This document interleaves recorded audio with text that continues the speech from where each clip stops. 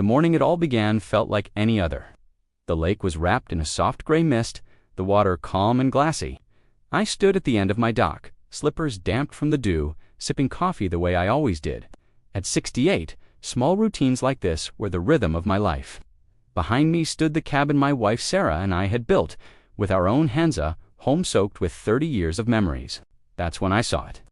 A flash of bright orange nailed to the boathouse door. Not taped, not tucked under the handle, nailed, with a thick-headed spike punched straight through the wood Sarah and I had painted together a decade ago. The paper was stamped with bold letters, Lakeside Pines Homeowners Association final notice. It demanded more than $11,000 in unpaid fees. It listed phony violations, dock maintenance, siding color, even unauthorized structures. And at the bottom, in sharp black print, a threat: demolition in 3 days. One problem: I don't live in Lakeside Pines. My land has been free and clear since my grandfather bought it in 1962. The HOA boundary line docenti come within half a mile of my property. At first, I assumed it was a mistake. Some clerk misfiled a map. I called the number on the notice. A woman answered, sweet voice, practiced charm. She introduced herself as Mara, the HOA secretary. When I explained, she brushed me off. "Don't you worry, Mr. Weller," she cooed. "It'll all be straightened out." But the way she spoke slippery words like annexed and community vote left a knot in my gut. The next morning, I learned just how wrong I was.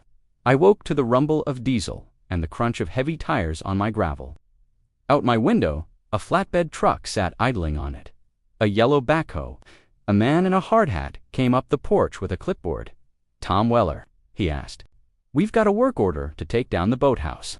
If it's not cleared, we move on to the cabin." It was no mistake. They were here to erase my life.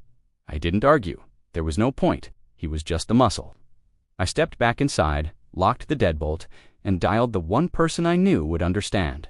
My daughter, Dana.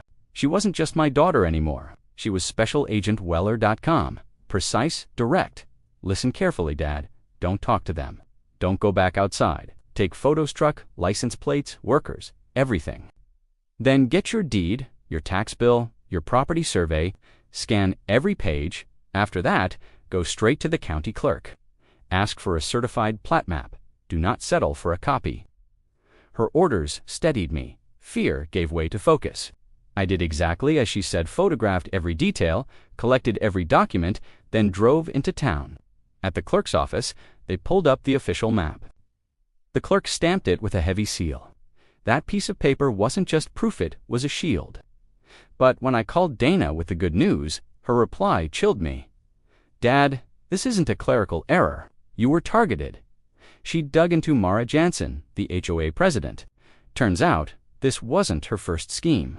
For years, she'd filed forged maps, nudging boundary lines to swallow up desirable properties, waterfront cabins, private land, anything she wanted.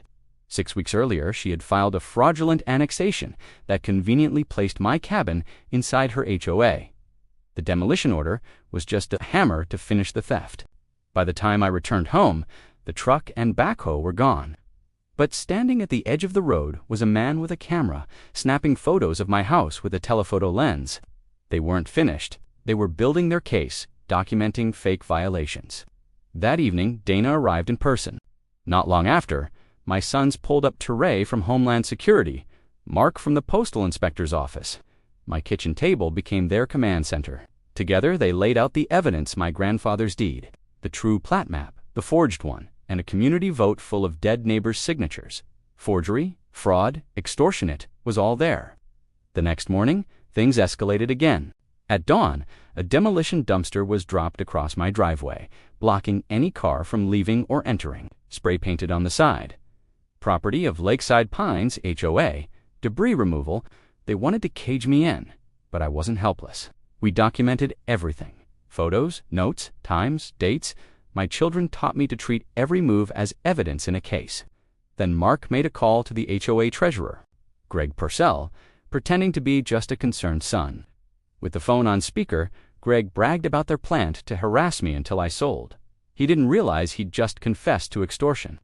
That same day, Dana drafted a cease and desist order, and I handed it to the sheriff myself. When he delivered it to Mara, her sugary smile finally cracked. The dumpster was hauled away within the hour. Small victory. But we weren't finished, because then the HOA took it public. A photo of my cabin appeared on their Facebook page, plastered with the words, "Violation," and my name in bold. It was digital humiliation, an attempt to shame me into submission, but it backfired. Neighbors began calling they too had been fined for absurd violations. Garden gnomes, doormats, even flowers. One by one, they realized they weren't alone. Dana wasn't done digging.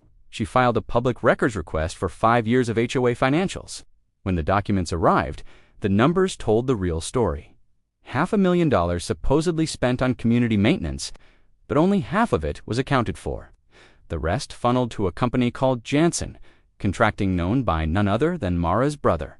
The phony fines, the forged maps, the threats hit, all traced back to one thing: a slush fund, a family racket built on fear and fraud. And Mara had made one fatal mistake. She thought she was just running over an old man by the lake. She didn't know my children and my whole family are federal agents. What happens when a crooked HOA crosses the one family that enforces the law for a living?